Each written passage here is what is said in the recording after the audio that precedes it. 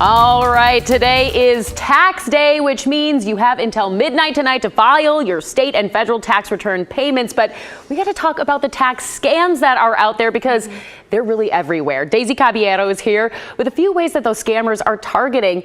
And this can be a big thing. This can happen today or in the future, too, right, Daisy? Absolutely, Brittany. Yeah, scammers are always looking for ways to steal our money, right? And especially during tax season. But the number one thing that I hope our viewers kind of get from this is that the IRS or the Oregon Department of Revenue will never reach out to you to have you send them money.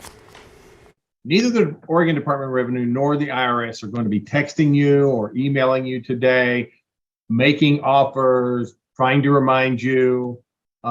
If you get those type of texts and emails, that's someone with a scam, and you should avoid that.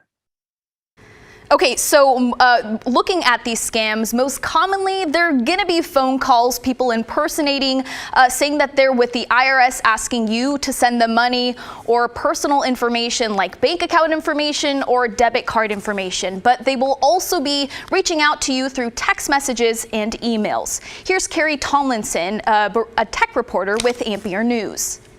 Sometimes they can have names of sites. Maybe they'll make a fake website that has the name like governmenttaxes.com. And at first glance, you might say, hey, government taxes, this is the right thing. And you might click on it. Then you can end up getting malware that steals your information, maybe steals your money, or you can get involved in some sort of other scam where they take your money.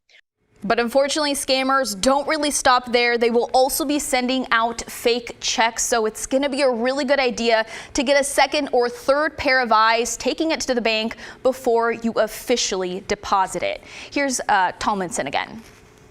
So some people have already done their taxes and have already turned them in and may be looking for a refund.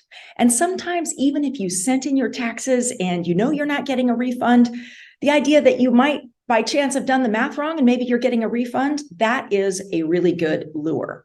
So they'll do things like send you checks that look like they may be refund checks, or they may send you a text message or an email that says you're getting a refund.